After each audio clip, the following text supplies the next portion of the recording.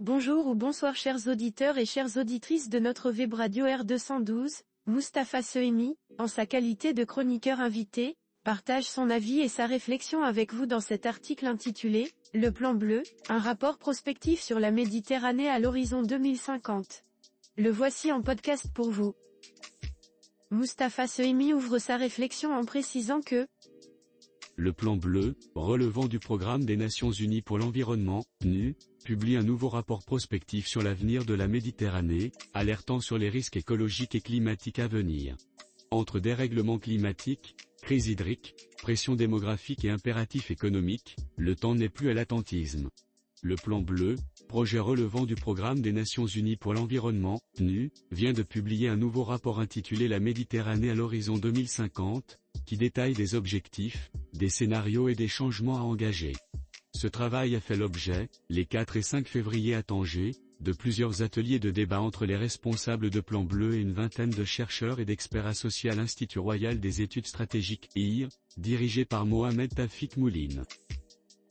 Notre politicien souligne ensuite que, après ceux de 1989 et 2005, c'est donc le troisième rapport de prospective s'inscrivant dans le plan d'action pour la Méditerranée.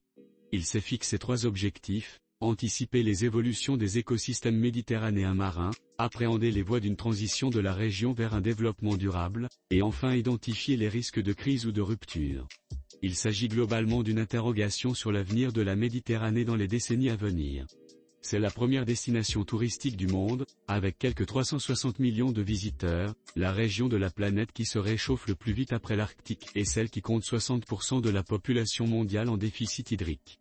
Elle est confrontée à de grandes incertitudes et à des tendances appelées à s'aggraver durablement, hausse des températures et partant du niveau de la mer d'environ 40 cm, avec des effets sur la protection des côtes, et changements climatiques et démographiques, avec de grands besoins en eau et en énergie. Mustapha Sehimi insiste sur le fait que cette étude ne se limite pas à une simple projection, mais relève d'une véritable prospective ainsi. Sur le plan méthodologique, ce rapport a mis en exergue des spécificités de cette région. Ce n'est pas seulement une projection, mais plutôt une prospective, intégration des ruptures possibles, vision des acteurs, scénarios contrastés, négatifs, moyens et positifs, identification des chemins de transition vers les scénarios souhaitables, déclinés en plusieurs étapes dans une perspective systémique, accompagnée de recommandations pour les décideurs. Notre professeur met ensuite l'accent sur une réalité alarmante. Si des bifurcations et même des ruptures ne sont pas engagées, d'ici 2050, la Méditerranée accusera une situation bien plus alarmante qu'aujourd'hui, avec une transformation majeure de tout l'écosystème marin, couplée à une dégradation générale des conditions écologiques d'habitabilité de tous ces territoires. Des causes internes vont conduire à cette situation, mais également des causes externes, telles le climat ou encore le contexte économique et géopolitique. Des solutions de rupture s'avèrent nécessaires, tant il est vrai que l'attentisme et la politique des petits pas ne peuvent constituer une solution stable, opératoire et tenable à long terme. Il importe donc de prioriser les politiques pour faire face à cette situation, en élaborant des solutions de rupture, tant il est vrai que l'attentisme et la politique des petits pas ne peuvent constituer une solution stable, opératoire et pratiquement tenable à long terme. Des tendances lourdes sont là, pesant de tout leur poids, préoccupantes et porteuses de risques de crise grave, voire de l'éventualité d'effondrements locaux. L'engagement de tous doit être rapide à travers des politiques de résilience, de prévention et d'adaptation au changement climatique. L'auteur poursuit en abordant une dimension clé du rapport de la manière suivante. La région méditerranéenne doit pouvoir compter sur ses propres forces, mais elle n'arrivera pas à surmonter les défis devant elle sans son implication active dans des politiques à l'échelle mondiale. Sur la table, dira-t-on, se trouvent bien des scénarios de développement durable. Il reste à leur donner des formes nouvelles de coopération et de partenariat. Avec qui, et entre qui et qui?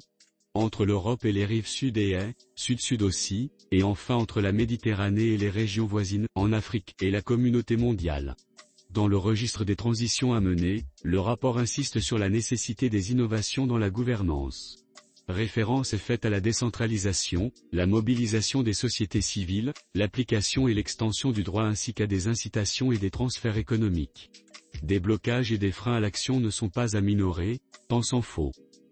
Mais une progression et des avancées significatives peuvent conforter de nombreuses marges de manœuvre, la valorisation des atouts potentiels propres à la Méditerranée, diversité culturelle, capacité d'adaptation, énergie renouvelable, potentiel de la jeunesse des pays de la rive sud, etc. Des opportunités ouvertes au niveau international, droit des océans, financement pour le climat et la biodiversité, etc. Et des possibilités encore inexploitées de coopération et de mobilisation de l'intelligence collective régionale, sans oublier la pression des risques et des attentes sociales. Enfin, Mustapha Sehimi conclut son article en ces termes. Dans cette même ligne, il faut mentionner les attentes et les demandes d'acteurs économiques et de territoires pour infléchir les modèles actuels de développement économie bleue, sur tourisme, pratiques écologiques, économie circulaire, gestion de l'eau en bien commun, agroécologie, etc. Un accord est possible sur un minimum de mesures, conclut le rapport. Mais cela ne suffira pas face aux ruptures écologiques et sociales à venir. Le plan bleu veut plaider et œuvrer pour les transitions à entreprendre.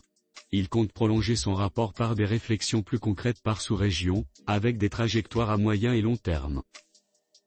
Chers auditeurs de la web radio R212, merci d'avoir été à l'écoute de ce podcast, et de partager avec nous ce moment d'échange et de découverte. Votre présence et votre fidélité sont notre plus belle récompense. On se dit à très bientôt, si vous le voulez bien. Avec toute notre gratitude, l'équipe de R212.